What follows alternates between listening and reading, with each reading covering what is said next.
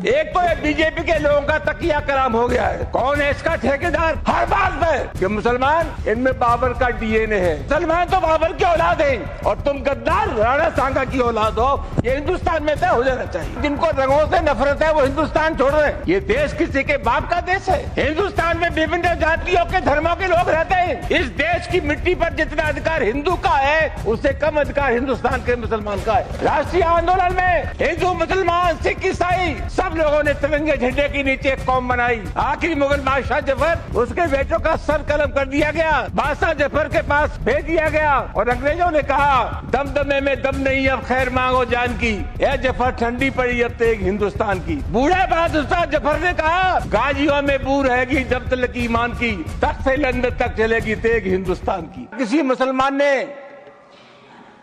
ये कहा हो कि हम सद्भावना बिगाड़ना चाहते हैं या होली के त्योहार में व्यवधान पैदा करना चाहते हैं, लेकिन इसके बावजूद भी तमाम ऐसे बयान आए जिसके चलते समाज में दरार पैदा हुई, रिश्ते खराब हुए। सर, एक बिहार के विधायक हैं और एक उत्तर प्रदेश के विधायक हैं। इन दोनों लोगों ने यह कहा कि मुसलमान अपने घर में कैद हो जाए होली पर। उत्तर प्रदेश के एक मंत्री ने कहा कि जिनको रंगों से नफरत है वो हिंदुस्तान छोड़ रहे हैं। और सभापति महोदय, अलीगढ़ यूनिवर्सिटी में सभापति महोदय, पहले होली का त्योहार नहीं होता था, परमिशन नहीं मिली। अब जब वहां अनुमति नहीं मिली, बाद में अनुमति मिल गई थी, तो वहां के एक जनप्रतिनिधि ने कहा कि जो इसका विरोध करेगा उसको मुंह पर पहुंचा देंगे। सभापति जी, कानून का राज है या जंगल का राज है? इस प्रकार की जो भाषा बोली जाती है वो किसी भी कीमत पर इस देश की सेहत के लिए ठीक नहीं है। और मैं बहुत अफसोस के साथ ये कहना चाहूंगा कि बीजेपी की सरकार है, बीजेपी का कोई जिम्मेदार नेता या कोई मंत्री इन सब चीजों का प्रतिवाद नहीं करता।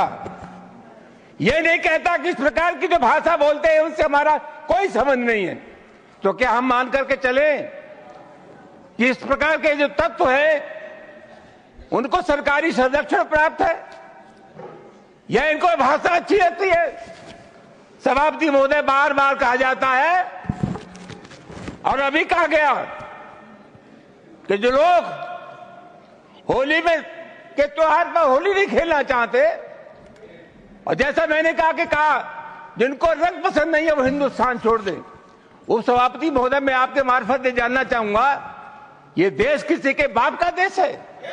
हिंदुस्तान में विभिन्न जातियों के धर्मों के लोग रहते हैं। इस देश की मिट्टी पर जितना अधिकार हिंदू का है उससे कम अधिकार हिंदुस्तान के मुसलमान का है। राष्ट्रीय आंदोलन में हिंदू, मुसलमान, सिख, ईसाई सब लोगों ने तिरंगे झंडे के नीचे एक कौम बनाई।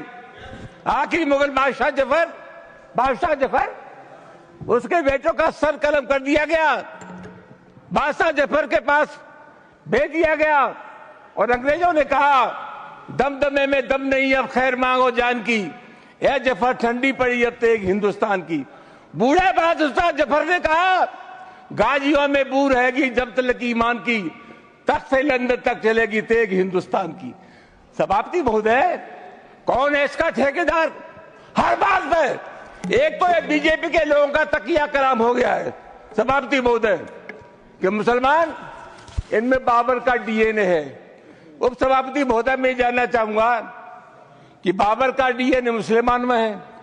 हिंदुस्तान का मुसलमान तो बाबर को अपना आदर्श मानता नहीं है, वो तो मोहम्मद साहब को अपना आदर्श मानता है, सूफी संतों की परंपरा को अपना आदर्श मानता है। लेकिन सभापति महोदय, मैं जानना चाहूंगा कि बाबर को लाया कौन? बाबर को इब्राहिम लोदी को हराने के लिए राणा सांगा लाया था। तो मुसलमान तो बाबर की औलाद हैं और तुम गद्दार राणा सांगा की औलाद हो। ये हिंदुस्तान में तय हो जाना चाहिए। अगर बाबर की तो आलोचना करते हैं, राणा सांगा की आलोचना नहीं करते। सभापति महोदय, ये बहुत सभापति महोदय, ये देश की एकता का अनुभवी आदमी है, बातचीत में संसदीय मर्यादाओं का ध्यान रखें, संसदीय मर्यादाओं का ध्यान रखें।